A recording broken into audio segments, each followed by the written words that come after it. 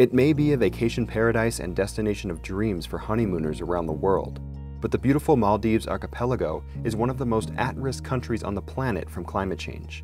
The rising oceans threaten to wash over its tropical islands, which are the lowest lying on Earth.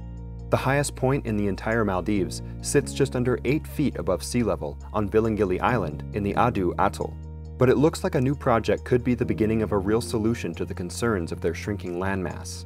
The Maldives Floating City has the green light for the construction of 5,000 floating housing units, linked together by walkways and tethered to the 200-hectare lagoon floor. This housing project, like no other, will sit just a 15-minute boat ride from the Maldivian capital, Malé, with its international airport.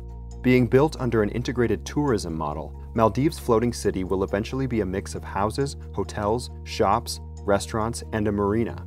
Buildings will be low-rise and sea-facing, positioned along tidy palm-lined streets, where a network of bridges, canals, and docks promises to create cohesiveness and make all amenities easily accessible. Structures in the lagoon will be supported and stabilized by sandy beaches, while outside massive coral reefs will be grown to house hotels, restaurants, and shops. There will be no cars, but rather the crunch of sand underfoot, the ding of bicycle bells, and the hum of electric buggies and scooters, ensuring minimal noise pollution. According to Mohammed Nasheed, the president of the Maldives from 2008 to 2012, the floating city will not require any land reclamation and has minimal impact on coral reefs. Being built as a private-public partnership between Netherlands-based Dutch Docklands and the Maldivian government, the project has been more than a decade in the making and will act as a blueprint for sustainable developments in the future, in the Maldives and elsewhere. The city is composed of hexagonal segments, part modeled on the geometry of local coral, built using the most eco-friendly construction possible, and complemented with traditional Maldivian architecture.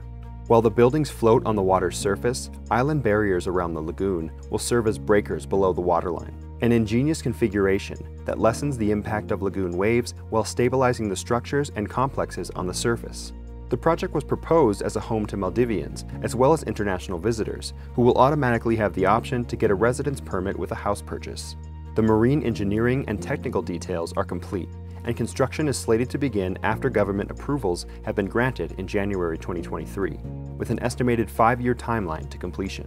But if you can't wait that long to get a taste of what this floating future might look like, the first block will be open for public viewing in August this year.